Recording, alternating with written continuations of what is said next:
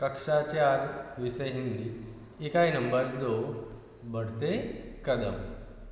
इस इकाई में हमने अभ्यास 8 तक परिचय प्राप्त कर लिया है, इसकी समझ प्राप्त कर ली है। अब इस इकाई का आखिरी अभ्यास नंबर 9, इसके बारे में आज हम सीखेंगे। आइए देखते हैं अभ्यास नंबर 9। इसमें कुछ शब्द है जैसे कि क्या, कहाँ, कब, कौन, कितने। इन शब्दों का प्रयोग हमें कहाँ करना चाहिए, क्यों करना चाहिए, इसके बारे में सीखेंगे। तो ये सारे शब्द प्रश्न पूछने के लिए इसका उपयोग हम करते हैं। प्रश्न कब पूछते हैं? अगर हमें कोई जानकारी चाहिए, कोई माहिती चाहिए, तब हम प्रश्न पूछते हैं। ठीक है, तो ऐसे यहाँ पर 5 शब्द है। जैसे क्या, क्या यानी शू। अगर हम किसी के बारे में जानना चाहते हैं वह क्या है, लेकिन तेसु छे, तो हिंदी में क्या शब्द से प्रश्न बनाकर इसके बारे में जान सकते हैं। कहाँ यानी स्थान के बारे में, कहाँ यानी कई जगह है, क्या। कब, अगर हमें समय जानना है, समय के बारे में, सुबह है, शाम है, दोपहर है, तो हम कब शब्द का प्रयोग करके प्रश्न पूछेंगे तो हमें समय के बारे में जानने को मिलेगा। कौन यानी कौन, कोण आयु छे, शू छे, બધું पूछू हो तो कौन का प्रयोग करके हम शब्द बना सकते। कितने, अगर संख्या चाहिए, આપણે કોઈના વિશે સંખ્યાની માહિતી જોઈએ તો हिंदी માટે कितने शब्द का એટલે कितने शब्द का प्रयोग કરીને આપણે प्रश्न बनाई सकिए।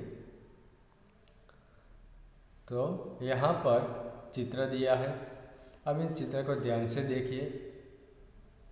ठीक है, अब चित्र की मदद से इन शब्दों का प्रयोग करते हुए हम प्रश्न बनाएंगे और इसके उत्तर भी लिखेंगे। चित्र को एक बार आप ध्यान से देख लेना, आपकी किताब में भी ये दिया है। तो चलो अब इसकी मदद से हम कुछ प्रश्न बनाते हैं।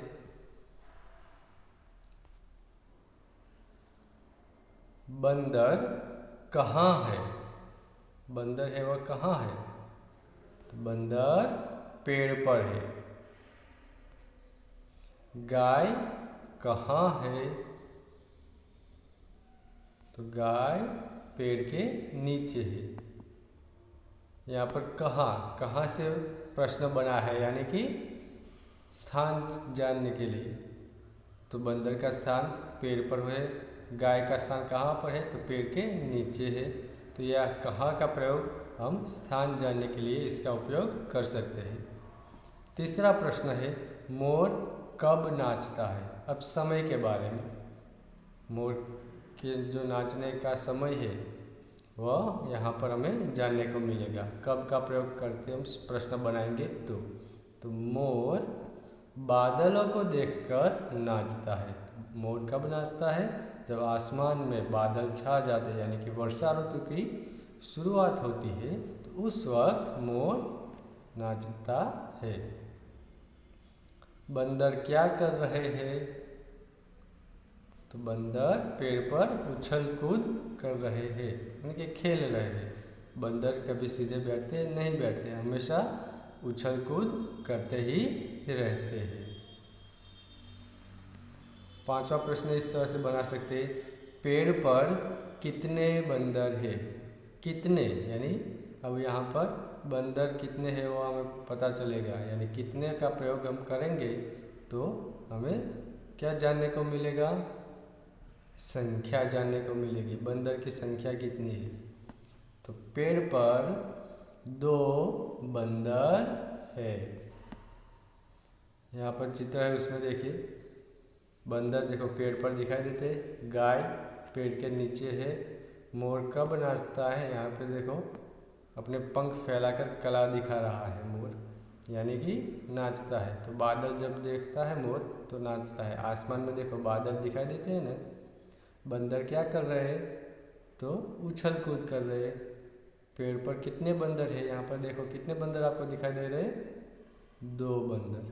ठीक है, अब आगे कुछ प्रश्न और इससे हो सकते हैं, वो भी हम देखेंगे।